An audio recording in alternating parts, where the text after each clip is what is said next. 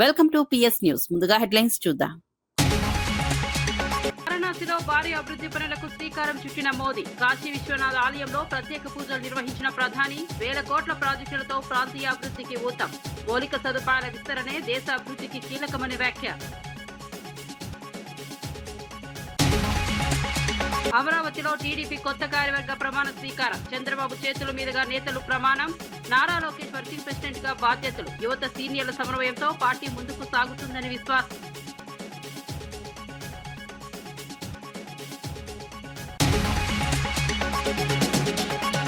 రేవంత్ వైఖరిపై ఘాటు విమర్శలు చేసిన కేటీఆర్. ఎన్నికల ముందు తర్వాత మాటలు మారాయని ఆరోపణ. హామీలు నెరవేర్చలేదని ప్రభుత్వంపై తీవ్ర అసంతృప్తి.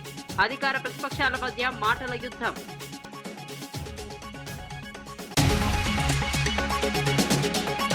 పెట్రోల్ డీజిల్ కొరత ప్రచారం తప్పుడు అని కిషన్ రెడ్డి వ్యాఖ్య. రాష్ట్రంలో ఇంధన సరఫరా సక్రమంగా కొనసాగుతోందని స్పష్టం. కొంతమంది కావాలనే భయాందోళనలు సృష్టిస్తున్నారని విమర్శ. ప్రజలు అపోహలకు లోను కాకుండా ఉండాలని కేంద్ర మంత్రి సూచన.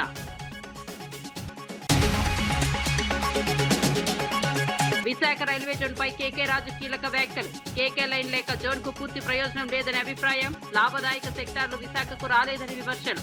ఉత్తరాంధ్ర ప్రయోజనాలపై ప్రభుత్వం దృష్టి పెట్టాలని సూచన. అమరావతిలో టీడీపీ నూతన కార్యవర్గ ప్రమాణ స్వీకార కార్యక్రమం ఘనంగా జరిగింది. CM Chandrababu Naidu, polit bureau, జాతీయ రాష్ట్ర కమిటీలకు ప్రమాణం చేయించారు. Nara Lokesh party working president గా బాధ్యతలు స్వీకరించారు. పాత కొత్త నాయకుల సమన్వయంతో కమిటీలను ఏర్పాటు చేసినట్టు తెలిపారు. పార్టీ చరిత్రలో తొలిసారిగా మండల, క్లస్టర్ స్థాయి నాయకులకు కూడా ప్రాధాన్యమిచ్చారు. సోషల్ మీడియాలో యాక్టివ్ గా పనిచేసిన వారికి అవకాశాలు కల్పించారు. సీనియర్ల అనుభవం, యువత దూకుడుతో పార్టీ ముందుకు సాగుతుందని నేతలు పేర్కొన్నారు. పాలిట్ బ్యూరో మెంబర్గా చేయగలిగాం. ఈరోజు మా రామ్మోహన్ నాయుడు గారు కేంద్ర మంత్రి కార్యకర్త స్థానంలో కూర్చుంటే ఆ కార్యకర్త పాలిట్ బ్యూరో స్థానంలో కూర్చున్నారు. అది తెలుగుదేశం పార్టీ విశిష్టత. దేశంలో వేరే పార్టీలో సాధ్యం కాదు. That is Telugu Desam. ఏదైతే చెప్పామో దాన్ని నిరూపించుకుంటున్నాం. పార్టీ ఆవిర్భావం నాడు ఎంత ఫ్రెష్ లుక్ ఉందో అది 40 ఏళ్ళు వచ్చినా అదే ఫ్రెష్ లుక్ ఇప్పుడు కూడా కనిపిస్తుంది. దేశంలో తెలుగుదేశం పార్టీ ముందు పుట్టిన పార్టీలు ఉన్నాయి, తర్వాత పుట్టిన పార్టీలు ఉన్నాయి. అయితే ఇంత పటిష్టమైన నిర్మాణం, బలమైన క్యాడర్ కలిగిన ఏకైక పార్టీ తెలుగుదేశం పార్టీ. వేరే పార్టీ లేదు. తెలంగాణలో 10వ తరగతి పరీక్షా ఫలితాలు విడుదలయ్యాయి. ఈ ఏడాది మొత్తం 95.15% ఉత్తీర్ణత నమోదైంది. మొత్తం 5,26,166 మంది విద్యార్థులు పరీక్షలకు హాజరు కాగా 4,97,312 మంది ఉత్తీర్ణులైనారు. ఫలితాల్లో అమ్మాయిలు మరోసారి ఆధిక్యం సాధించారు. అమ్మాయిలు ఉత్తీర్ణత శాతం 96.26గా ఉండగా అబ్బాయిలది 94.07% నమోదైంది. విద్యార్థులు ఆనందం వ్యక్తం చేస్తున్నారు. ప్రభుత్వం విద్యా ప్రమాణాలు మెరుగుపడుతున్నాయని పేర్కొంది. ఉపాధ్యాయులు, తల్లిదండ్రుల సహకారం వల్లే ఈ ఫలితాలు సాధ్యమయ్యాయని అధికారులు తెలిపారు. భవిష్యత్తు లక్ష్యాల కోసం విద్యార్థులు కృషి చేయాలని సూచించారు. 5 students have passed.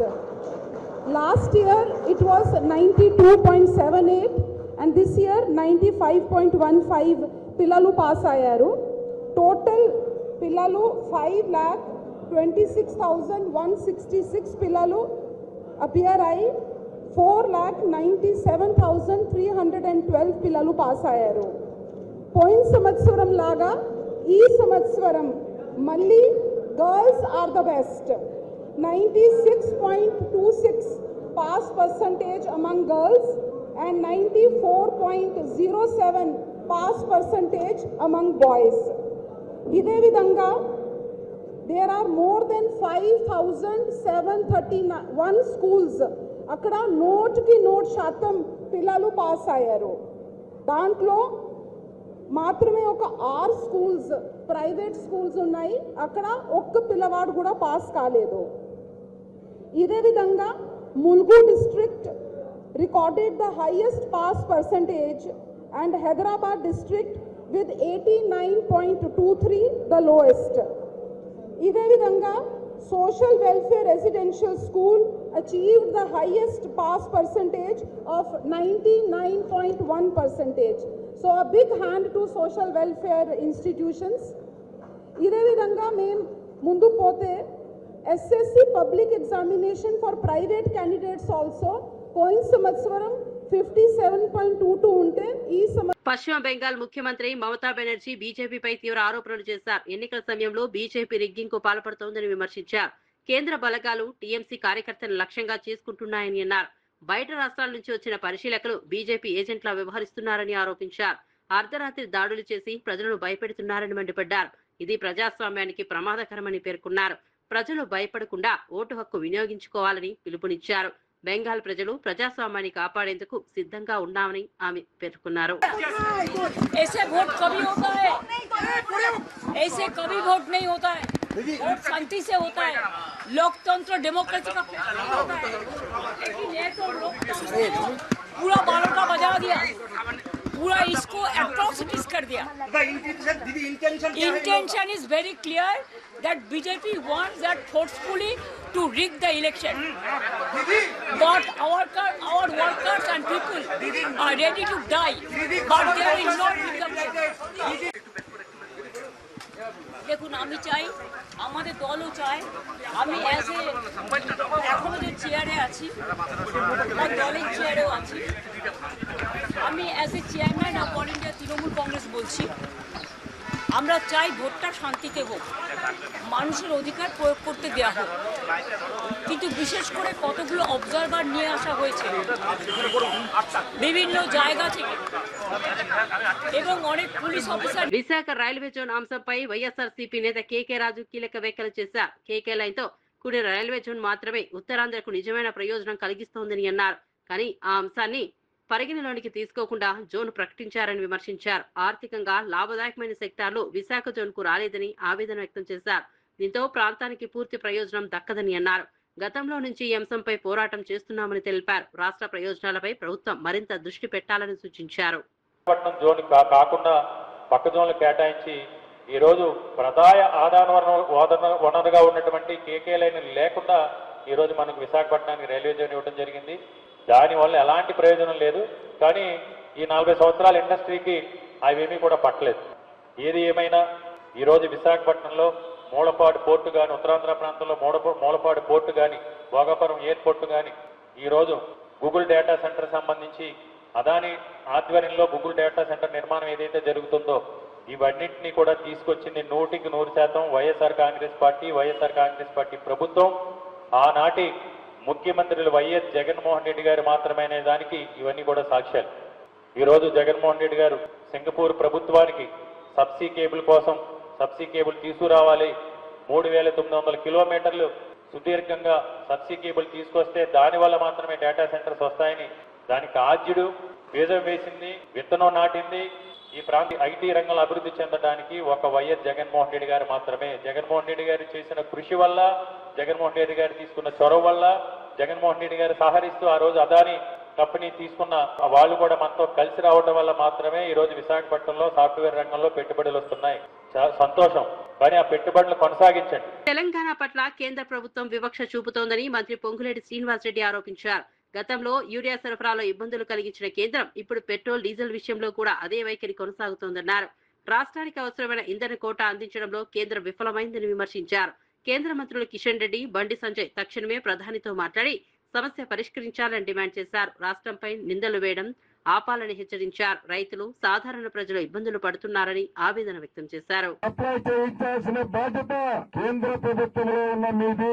అది మీరు విస్మరించి తప్పు మీరు చేసి కేంద్ర ప్రభుత్వం నుంచి ఇవ్వాల్సిన పెట్రోల్, డీజిల్ మీరివ్వక ఆ నిందని ఈ రాష్ట్ర ప్రభుత్వం మీద కానీ, ఈ రాష్ట్ర ప్రజలు ఇబ్బంది పడే విధంగా కానీ మీరు చేస్తూ ఉంటే ఈ రాష్ట్ర ప్రభుత్వం ఊరుకోదు.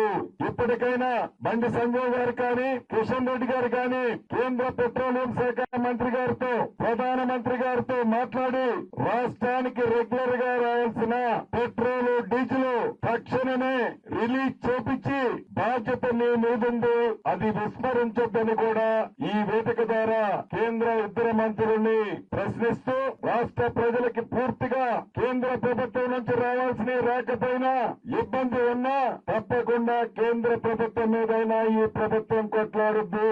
నిజామాబాద్ జిల్లాలో కొత్త పార్టీ కార్యాలయ భవన నిర్మాణానికి టీపీసీసీ చీఫ్ మహేష్ కుమార్ గౌడ్ భూమి పూజ చేశారు. ఈ కార్యక్రమంలో మంత్రి సీతక్క, ప్రభుత్వ సలహాదారు సుదర్శన్ రెడ్డి పాల్గొన్నారు. సొంత జిల్లాలో పార్టీ ఆఫీస్ నిర్మాణం ప్రారంభించడం ఆనందంగా ఉందని మహేష్ కుమార్ గౌడ్ తెలిపారు. కార్యాలయం పూర్తయిన తర్వాత రాహుల్ గాంధీ చేతుల మీదుగా ప్రారంభిస్తామని వెల్లడించారు. పార్టీ బలోపేతానికి ఇది కీలక అడుగని పేర్కొన్నారు. గ్రామ స్థాయి నుంచి రాష్ట్ర స్థాయి వరకు పార్టీని మరింత విస్తరించేందుకు చర్యలు తీసుకుంటామని చెప్పారు. వచ్చే ఎన్నికల్లో 100కి పైగా సీట్లు సాధించి అధికారాన్ని నిలబెట్టుకుంటామని ధీమా వ్యక్తం చేశారు. విచ్ఛిన్నం చేస్తూ సామాన్యుడికి ప్రభుత్వం దూరమైంది. బీజేపీ ప్రభుత్వం అదానీ, అంబానీ లాంటి పెత్తందాలను పెసిపోసింది తప్ప సామాన్యుడికి ఎక్కడ కూడా లాభం చేకూర్చిన పని చేయలే.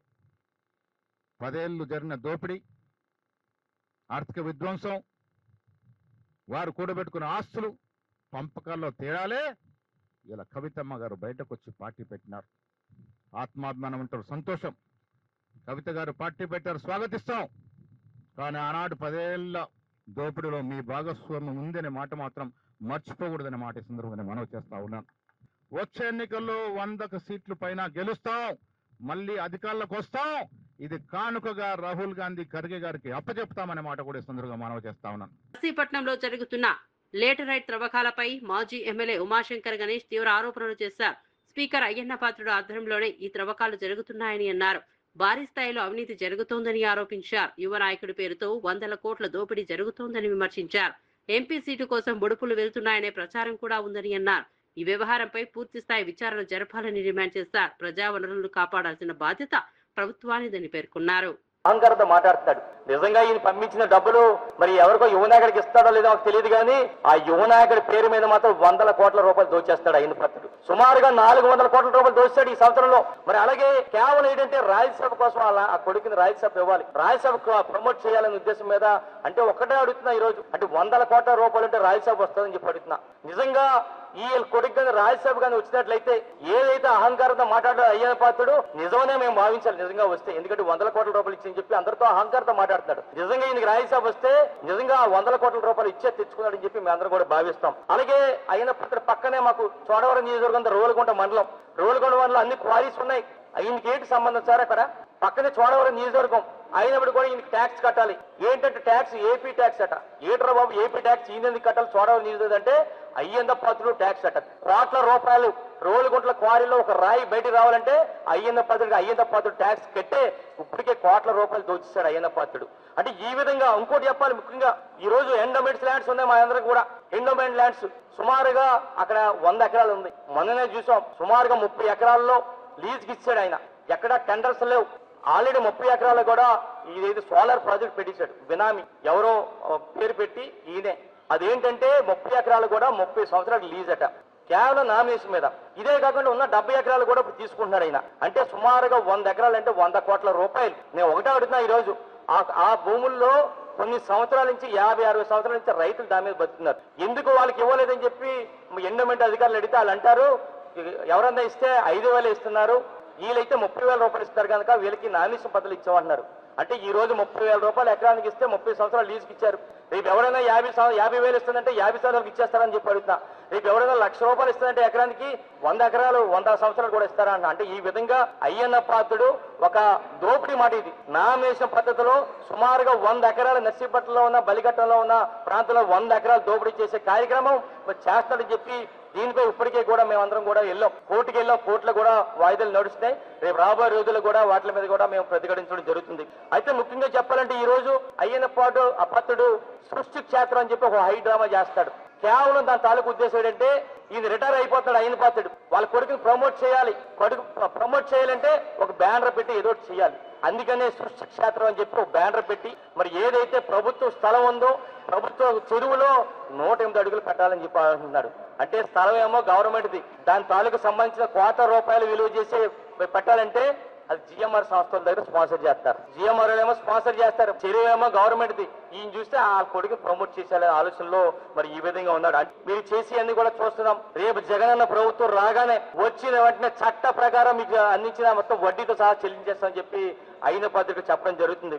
ఈ రోజు కూడా ఎంత దురదృష్టం అంటే ఈ రోజు కూడా మేము కంప్లైంట్లు ఇచ్చినప్పటికి కూడా మేము ఆందోళన చేసినప్పుడు కూడా ఈ రోజు కూడా పని ఆపలేదు, అక్కడ పని చేస్తాం. ఎమ్మెల్యే రాజగోపాల్ రెడ్డి కవితపై తీవ్ర విమర్శలు చేశారు. ఆమె కొత్త పార్టీని బిగ్ జోక్ గా అభివర్ణించారు. కేసీఆర్ లేకపోతే కవితకు రాజకీయ గుర్తింపు ఉండదని అన్నారు. తండ్రిని గౌరవించని వ్యక్తి ప్రజలకు నాయకత్వం ఎలా వహిస్తారని ప్రశ్నించారు. కుటుంబ విలువలు పాటించిన నాయకత్వాన్ని ప్రజలు అంగీకరించారని పేర్కొన్నారు. మద్యం కేసులో ఇంకా స్పష్టత రాలేదని కూడా గుర్తు చేశారు. డబ్బుతో పార్టీ నడపడం సులువు కాదని వ్యాఖ్యానించారు.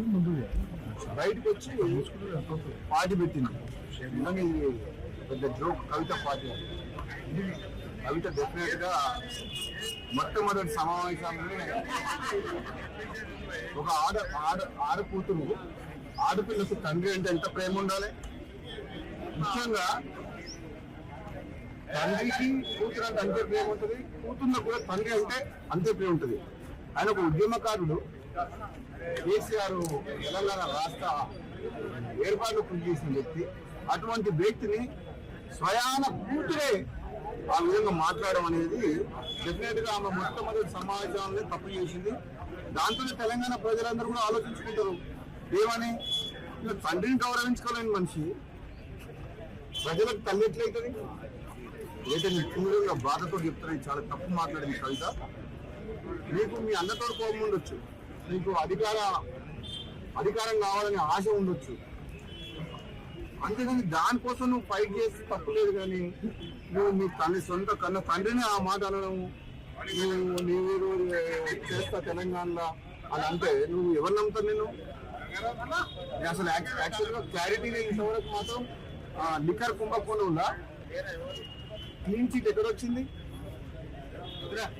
మద్యం కుంభకోణం విషయంలో కోర్టు ఇంకా పెండింగ్ లో ఉన్నది, దానికి మంచి ఆధారాలు ఉన్నాయి.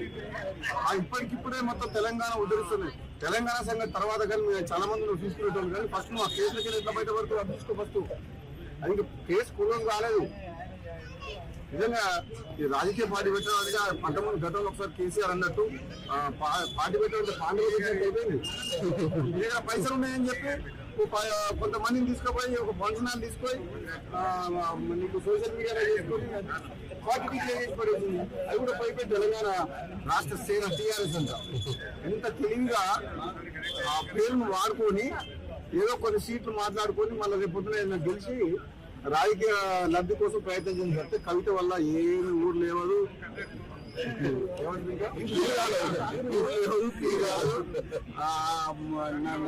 వరకు అయితే ఆమె స్వయంగా కూడా గెలవదు.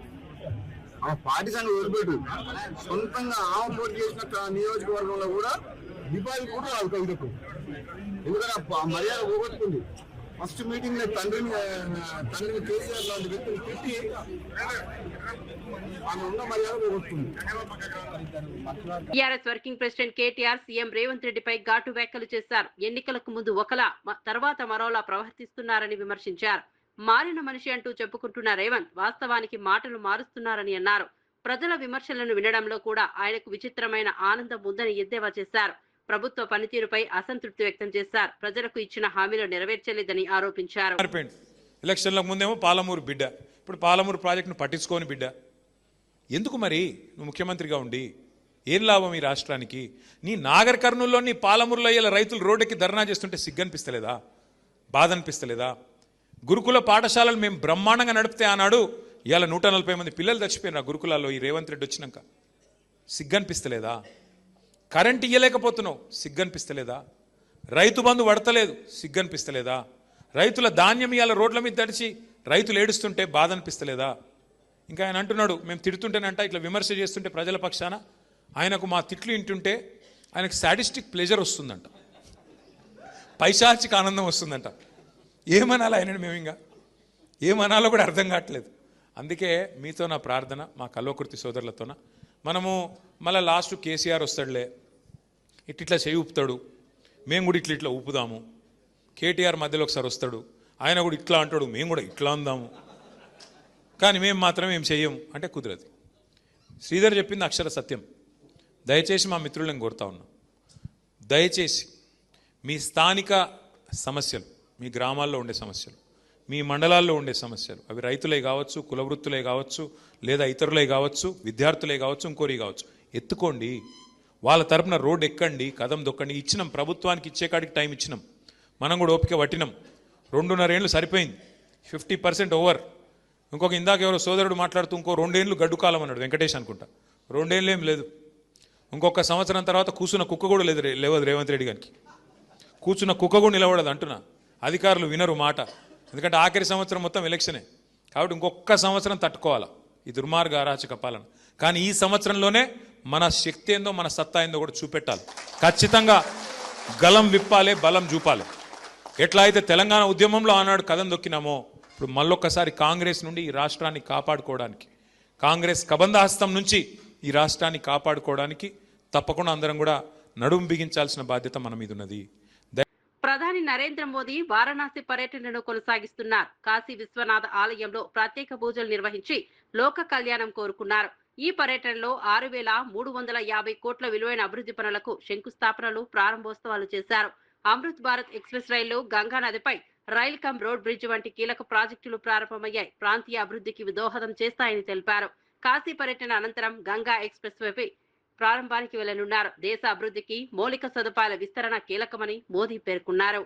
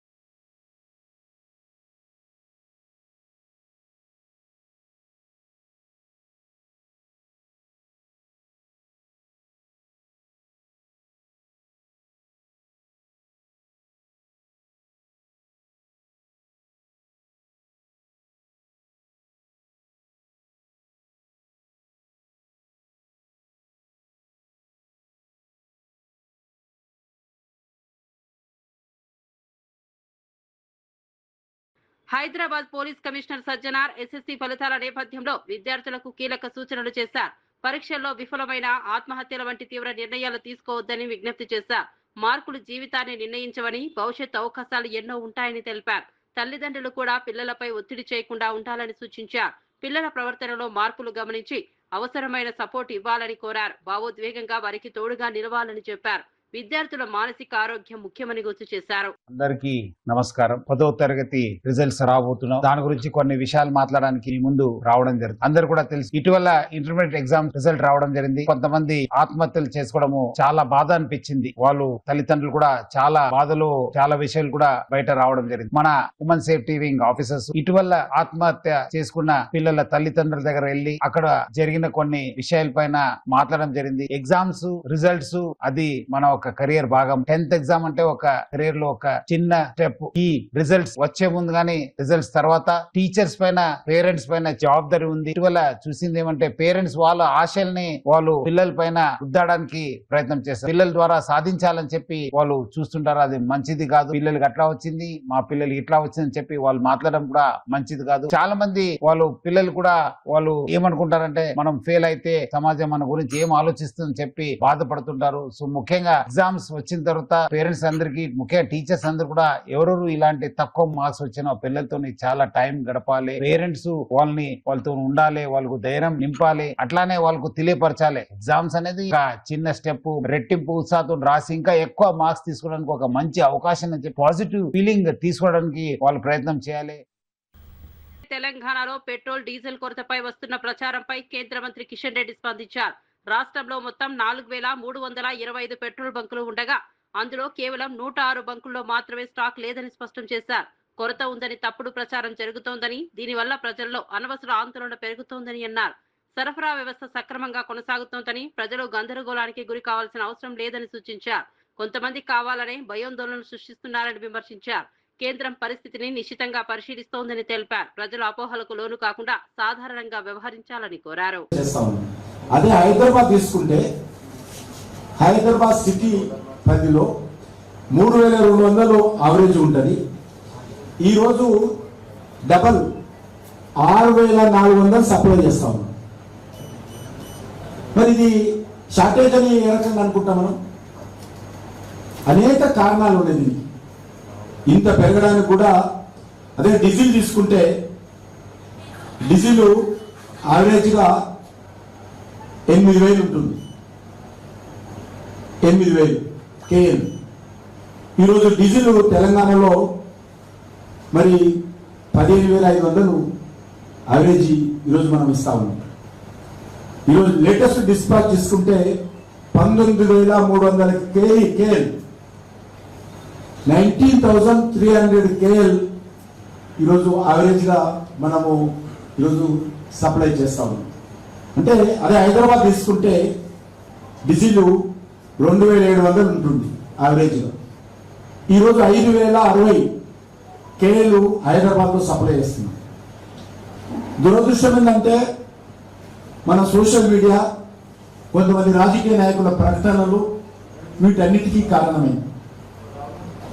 దురదృష్టవశాత్తు మనము ఏదైతే అమెరికా ఇరాన్ మధ్యలో జరుగుతున్నటువంటి ఘర్షణ, మనకు వస్తున్నటువంటి మరి ఇతర దేశాల నుంచి రావాల్సినటువంటి క్రూడ్ ఆయిల్ ఏదైతే ఇబ్బందులు ఉన్నాయో అందరూ చూస్తా ఉన్నాం. ఇది దాచిపెట్టాల్సిన అవసరం కాదు. అనేక దేశాల్లో పెద్ద ఎత్తున ఇబ్బందులు ఎదురవుతున్నారు. కానీ మన దేశంలో ఎక్కడ కూడా ఈ సమస్య లేకుండా కొంత మనం సమర్థవంతంగా ఎక్కడెక్కడ ప్రపంచంలో అందుబాటులో ఉందో ఆయా దేశాలలో ఎవరెవరు ఏ రేటుకి అమ్మినప్పటికీ కూడా మనము రేటు చూడకుండా భారతదేశంలో షార్టేజ్ రావద్దు, కొరత రాకూడదనే ఉద్దేశంతో మనము ఎంత రేటు పెరిగినప్పటికీ కూడా అనేక దేశాలలో, చిన్న దేశం పెద్ద దేశం నుంచి మొదలు పెడితే అన్ని దేశాల నుంచి కూడా మనము ఈరోజు ఇంపోర్ట్ చేసుకుంటున్నాం. ఎందుకంటే మనము ప్రపంచంలో largest population, world biggest population ఇండియాలో ఉంది. ఉన్నటువంటి మన దేశంలో ఈరోజు దురదృష్టవశాత్తు మనము